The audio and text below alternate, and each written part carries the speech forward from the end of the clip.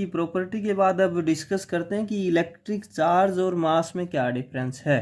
कुछ basic point याद रखने हैं कि चार्ज जो है वो पॉजिटिव, नेगेटिव और जीरो हो सकता है। जैसे इलेक्ट्रॉन के ऊपर नेगेटिव चार्ज होता है, प्रोटॉन के ऊपर पॉजिटिव चार्ज हो सकता है, और जैसे न्यूट्रॉन के ऊपर जीरो चार्ज होता है।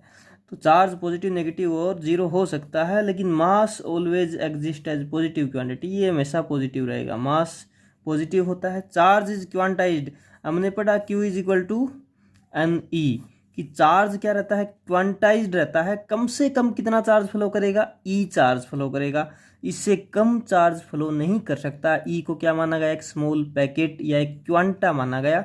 कम से कम इतना चार्ज फ्लो करेगा और इसके इंटीग्रल मल्टीपल के अंदर चार्ज फ्लो करेगा। इसी को क्या बोलते हैं, quantization of charge.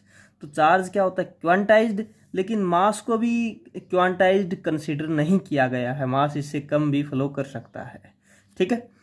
Charge is always conserved, charge can neither be created nor be destroyed. Charge क्या होता है, ऑलवेज कंजर्व्ड, लेकिन मास कंजर्व्ड नहीं है। मास को हम किस में कन्वर्ट कर सकते हैं, एनर्जी के अंदर। ये एक रिलेशन है जो आइंस्टीन ने दी, E is equal to M C square, C velocity of light, M mass of the body and E is the energy, जो एनर्जी में मास कन्वर्ट होता है, यानी मास को हम एनर्जी में कन्वर्ट कर सकते हैं according to this equation. Mass conserved नहीं है। चार्ज इज इनवेरिएंट, इनवेरिएंट का मतलब प्रॉपर्टीज के अंदर भी हमने स्टडी किया था कि जो चार्ज जो रेस्ट पर है उतना ही चार्ज मोशन पर रहेगा, ऑब्जेक्ट की मोशन के द्वारा अफेक्टेड नहीं है। चार्ज इनवेरिएंट रहता है, मोशन के बिहाफ पर वो चेंज नहीं होता है। Mass of a body changes with velocity of the body, और जो मास है वो बॉडी की वेलोसिटी के साथ चेंज हो जाता है। वेलोसिटी ज़्यादा इंक्रीज करेंगे तो उसका मास भी उसके बिहाफ पर चेंज हो सकता है। एक रिलेशन है, m is equal to m naught upon में v minus v square upon में सी स्क्वेयर। ये जो रिलेशन है ये बताती है कि जो मास जो है वो वेरी कर सकता है इस वेलोसिटी के साथ। v क्या है, ऑब्जेक्ट की वेलोसिटी, और c क्या है, वेलोसिटी ऑफ द लाइट।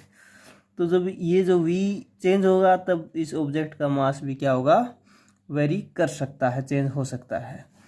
अब जो चार्ज है, दो चार्ज है, उनके बीच में फोर्स अट्रैक्टिव भी हो सकता है और रिपल्सिव भी हो सकता है। जैसे इलेक्ट्रॉन और प्रोटॉन के बीच में अट्रैक्टिव फोर्स होता है, इलेक्ट्रॉन और इलेक्ट्रॉन के बीच में रिपल्सिव, या प्रोटॉन के बीच में रिपल्सिव फोर्स होता है। तो फोर्स ऑफ इलेक्ट्रोस्टैटिक जो फोर्स है चार्ज के बीच में वो अट्रैक्टिव भी हो सकता है और रिपल्सिव भी हो सकता है।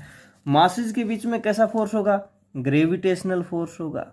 ठीक है ना। और ग्रेविटेशनल जो फोर्स है वो ऑलवेज अट्रैक्टिव, हमेशा अट्रैक्टिव होता है। ठीक है। जो मास है m1 और m2 ये हमेशा एक दूसरे को क्या करेंगे, अट्रैक्ट करेंगे, कभी भी रिपेल नहीं करेंगे। चार्ज में not exist without mass, charge बिना मास के एग्जिस्ट नहीं हो सकता है। जैसे कोई ऑब्जेक्ट ऐसी नहीं हो सकती कि उसके ऊपर चार्ज -6 कूलम है, इसका कुछ मास नहीं है, ऐसा पॉसिबल नहीं है। तो जिस ऑब्जेक्ट के ऊपर कुछ ना कुछ चार्ज होगा उसका कुछ ना कुछ मास भी होगा। चार्ज हमेशा विदाउट मास एग्जिस्ट नहीं हो सकता है, लेकिन मास जो है वो विदाउट नेट चार्ज एग्जिस्ट हो सकता है। जैसे कोई ऑब्जेक्ट 6 किलोग्राम की है तो उसके ऊपर चार्ज हो भी सकता है और नहीं भी हो सकता है, दोनों पॉसिबिलिटी हैं। तो मास विदाउट चार्ज की एग्जिस्ट हो सकता है।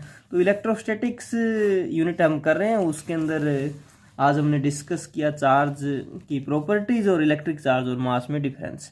ये सारे आप नोट्स कॉपी के अंदर बना लेंगे और अच्छी प्रकार से इनको लर्न कर लेंगे। वीडियोस को 2 बार देखेंगे तो आपको समझ में आ जाएगा आसानी से। और अगला पार्ट कूलॉम्स लॉ अगले लेक्चर के अंदर करेंगे हम। कूलॉम्स लॉ के बारे में स्केलर फॉर्म, उसकी वेक्टर फॉर्म करेंगे। Thank you.